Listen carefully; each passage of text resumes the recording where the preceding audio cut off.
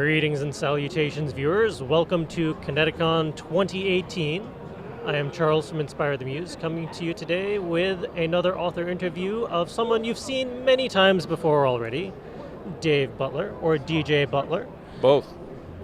Thank you for taking some time out to talk to us yet again. Charles, it is always a pleasure to hang out with you and the team.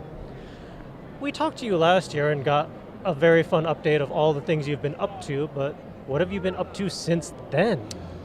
Wow, well, it's been an interesting year for me in terms of book writing and book selling.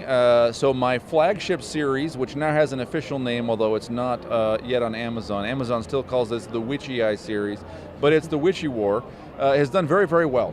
It's done well enough that the publishers have extended it to a 6-book contract. So, and I have just turned in, oh yes, it's very exciting. And I have just turned in book 3 of 6. That should come out next year, and I'm working with the cartographer Brian McWhirter on creating a map of the Hudson River Valley for book 3. So that's an exciting piece of news. I've also just signed contracts to write 2 more books for Baen in a different series. We pitched them. Oh, cool. Which is about, the series is called The Cunning Man, and I'm co-writing this with Colorado writer Aaron Michael Ritchie, whose most famous series might be The Juniper Wars, and it's about a 1930s era wizard. It's a wizard in the Great Depression who fights evil, who's battling the curses and devils and malevolent sorcerers that oppress the people. So book 1's called The Seer Stone. Working on that right now. Very excited about that. I'm already sold if you two are in on it. Yeah. Oh yeah. Well, we're working away busy as beavers. Yeah, this is good stuff. So my series, The Creshling, is coming out with an audiobook. I get asked all the time, why don't you have audiobooks? I have a few. I'm getting more.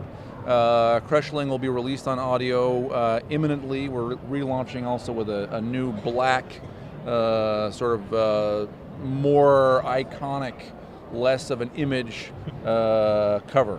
And that should come out very soon. Almost? Yeah, minimalist. It's like the Wordfire edition now has a desert landscape, which is fine, but we're going to reduce it to sort of the symbol and the title. Okay. Creshling. And my Random House series, The Extraordinary Journeys of Clockwork Charlie, will come to a finale this fall. I believe mid-September is the date for the release of the last book, The Library Machine, which will bring to a big conclusion the adventures of Charlie and his friends. So all that and actually even more is what's going on with me, Charles. I've actually been reading Clockwork Charlie over the past month or so, cool. I look forward to the next book coming out, so I don't have to wait forever. Wonderful. Well, book 2 is out, and book 3 comes out in September.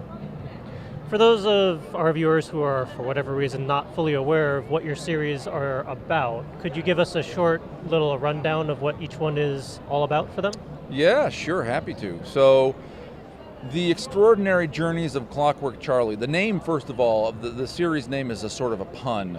We had a hard time, the editor and I, finding a series name, and at one point it was going to be The Adventures of Clockwork Charlie, which is very, very bland. But the name we landed on is actually an homage to Jules Verne.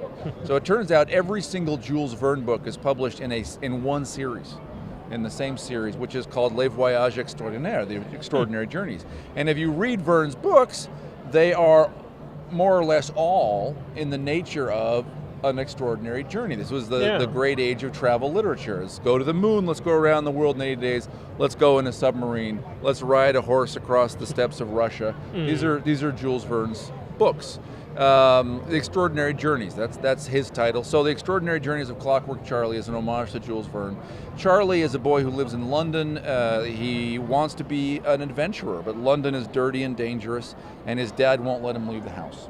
So instead he's a reader, and he reads tales like Treasure Island and like the detective stories of Edgar Allan Poe, and he fantasizes about being an adventurer himself, being a detective, being a pirate captain. As most kids do. As one does, right? As one does. And Charlie's life changes when a group of ruffians, including some trolls, this is a steampunk, but it's a steampunk fantasy story, including some trolls, show up and kidnap Charlie's father, and then to rescue Dad, Charlie has to become the adventurer of his dreams.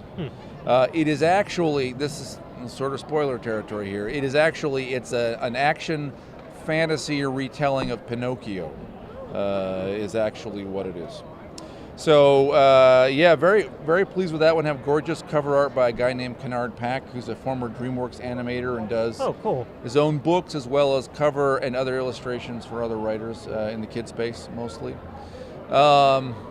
So that's my Random House series, Extraordinary Journeys of Clockwork Charlie. Cresheling is the beginning of a dark science fiction story. This is the one that's coming out in audiobook in the next week or two here. So Cresheling is about a society, a city-state, that initiates its young people into adulthood by forcing them to commit a murder.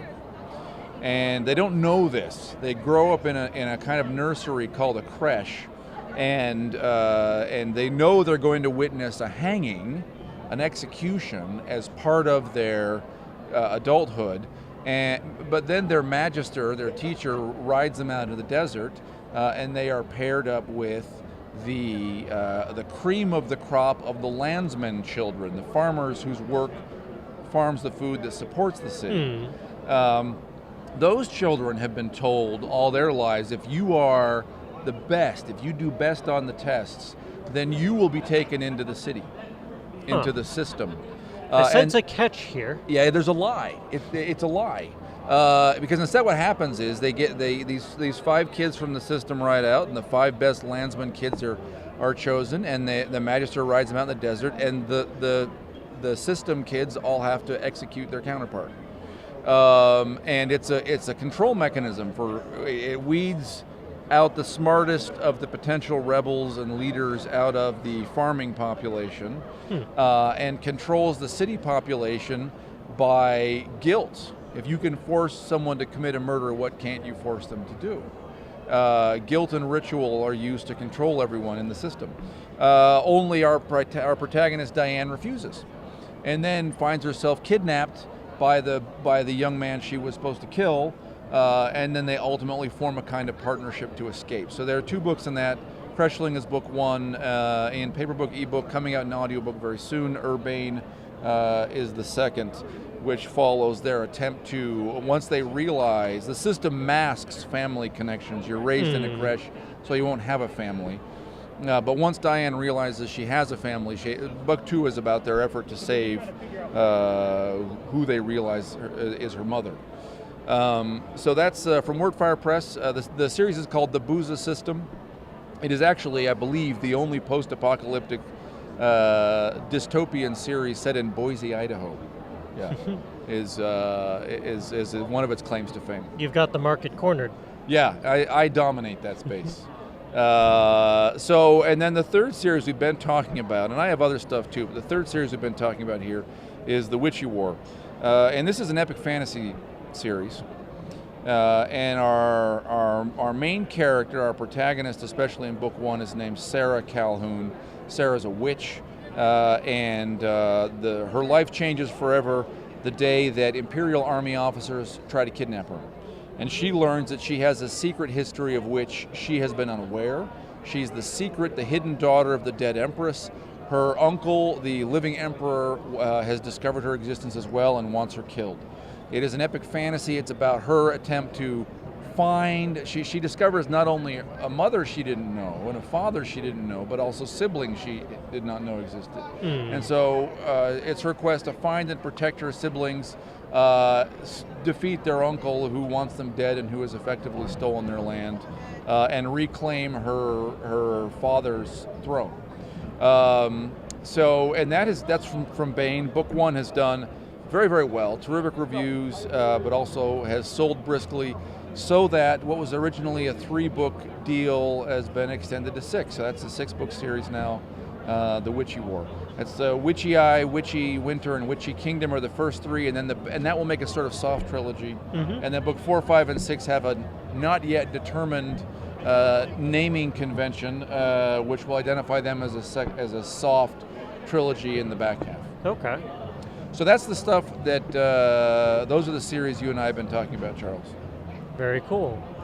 And hopefully someday, maybe, perhaps, possibly, Rock Band Fights Evil will continue. Yeah, I really need to do that. Yes, I'm shifting uncomfortably in my seat because of guilt. It's the problem is when you have to prioritize things for your audience, and there is demand for that, and I will. And it's I will just me. it. I know. It's not just you. It is not just you. I just need to fit some of that stuff in. Yeah, and I will. It's in book 7, of which there will be, book 7 is Earth Angel, there will ultimately be 12 of those. And they're short. They're good fun reads. They're good fun reads. They sit down for an hour or 2 hours, depending on your reading speed, and knock out a whole, it's like a movie. Yep. You're done with it in the time you finish a movie. For our viewers out there, where can they learn more about all of these fabulous series and purchase them? Oh, yeah. Well, you can buy any of this stuff on Amazon. The Witchy Eye you can find in any Barnes & Noble. If you go in any Barnes & Noble, there are at least paperback copies of Witchy Eye, and a lot of them carry hardback copies of Witchy Winter as well. We've spotted many of them in the wild. Yeah, well, I travel a lot. You probably have noticed, yep. And I walk into Barnes & Nobles wherever I go. And a very exciting thing about the last year has been Barnes & Nobles have regularly, and now almost universally, I've been into 50 Barnes & Nobles, I think, and one did not have any of my books. So, yeah, so Barnes & Noble for the Witchy War. The other stuff, you can find it on Amazon. You can see more about me and my books on davidjohnbutler.com. That's David, like you would expect, John, John, Butler.com. I'm pretty active on social media. I tweet at David John Butler, and I'm pretty also active and also inoffensive. I'm not a fight picker in social media, so if I disagree with you politically, I just won't say anything most of the time. You know, I want friends, not fights. So Facebook too. Now there's like a million guys named Dave Butler. So Dave.Butler.16 is the Facebook page for my profile. Yeah, and I'm unless you look like a pretty obvious spam bot, I'm happy to have more connections in social media. Very cool. I encourage all our viewers out there, go check out the various series, go purchase them, go review them so other people can learn about them and check them out and enjoy them. And tune in, as always, to see what else we get up to. Subscribe to the YouTube channel, check out all the social media stuff, all those good things. And until next time, as always, go be creative. Go read a book.